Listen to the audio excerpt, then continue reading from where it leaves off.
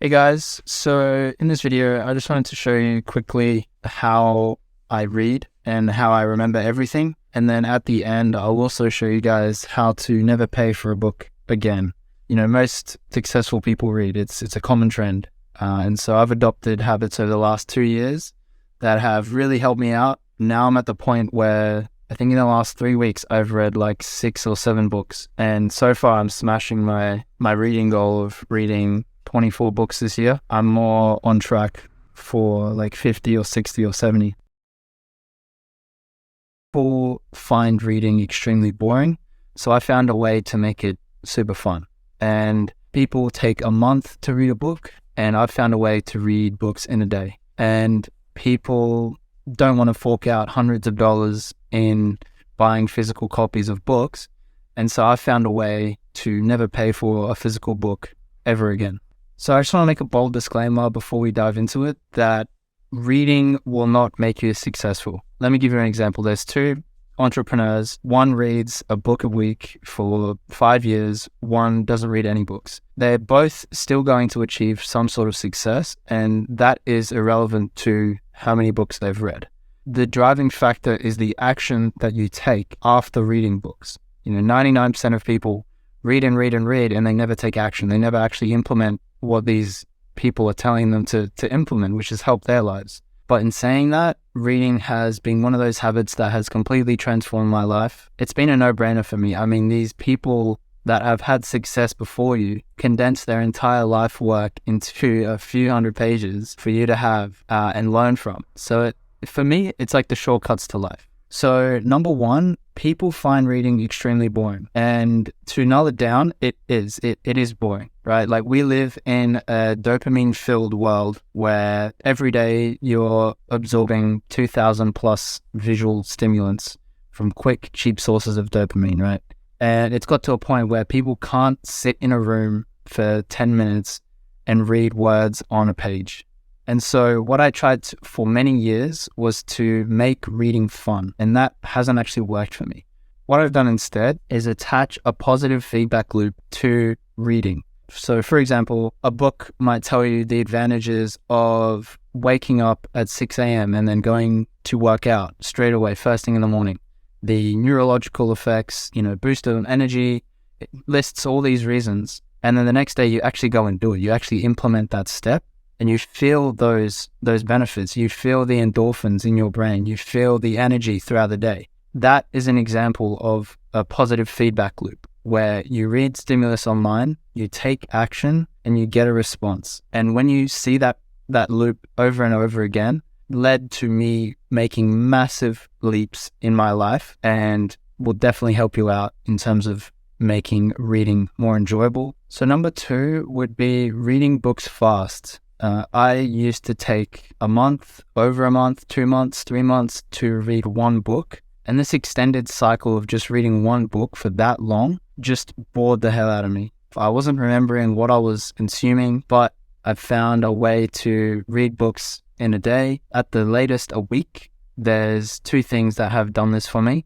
Number 1 is a Kindle, and the next would be audiobooks. So I pair these 2 together. And what I'll do is I'll be reading, visually absorbing, and also running the audiobook. And the way I get through books so quickly is you get the audiobook and you put it on 2 times speed, even like 3 times speed. And when you do that, you can literally control how fast you absorb books. From the 10th of January to the end of January today, I've blazed through books. I think I've read 6 books. It's purely because of these 2 things, Kindle and audiobook. So there's a few reasons why I love this thing.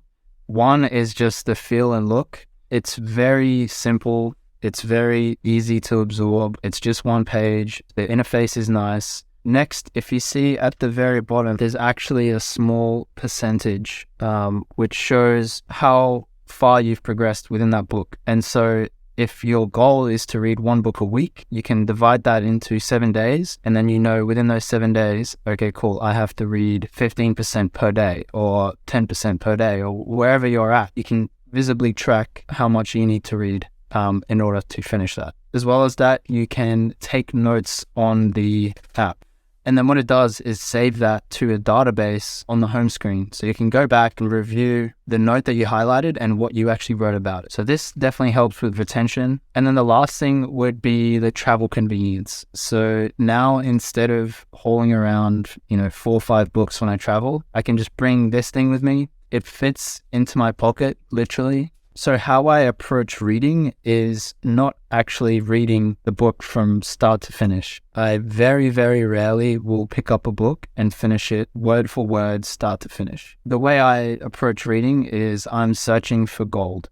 In the last 2 years, I've read probably over 100 books by now. And at a certain point, you start to realize that the general gist of what they're all saying is very similar. They use the same examples, it's the same frameworks, it's the same concepts, but in every book, there is typically 1 or 2 golden nuggets that you can extract and take with you. And so when I read, I'm usually skim reading. If there's chapters that are about the introduction or about the author or my story so far, usually I'll just skip that sort of stuff and just look for gold straight away. And this has been a very helpful hack that helps me get through books a lot quicker. Stops me from being bored. I can take the value of a book, extract it, and then go and implement. And the last thing I do would be to incorporate reading into your routine. So I have a rule that whenever I'm in bed, I'll always have this with me. I'll always be reading. It keeps me off my phone to start. It puts me to bed and I can learn. It's very effective for me. And the last thing that I want to show you is actually how to never pay for a book again. And that's coming from someone who's spent hundreds and hundreds and hundreds of dollars on books. So let's jump into my laptop and I'll show you that now. Yeah, I'll show you guys how I'm never going to pay for a book again. And this is basically done through downloading books as PDFs and converting them into a Kindle format. And you can do that all for free. It's all completely legal. So to start, just look up Library Genesis. So if we go Think and Grow Rich, first one comes up. You want to hit this mirror and then just press get. I've already downloaded the PDF version, but from there you need to convert it into what's called a Mobi file. So you just drag the PDF version into there, click convert. Once that's all done, what you can do is open up Send to Kindle. This is what comes with Kindle. This is like the Kindle native app. And basically you can send books from your laptop to Kindle. And then you just want to drag the Mobi file over into Send to Kindle. Drag that over.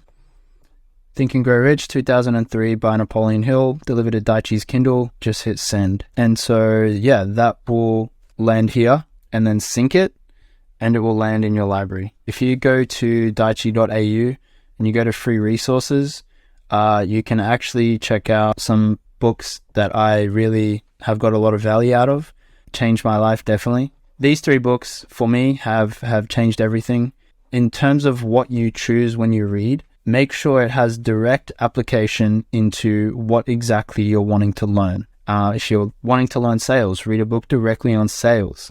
Like, it should directly benefit your life situation at that point. So read with intention. I think that's the biggest advice I could give. So it is now the next day. I had to jump on some meetings, but that is pretty much the whole video. I'm just editing it now. By the way, if you don't know what these are, get onto them.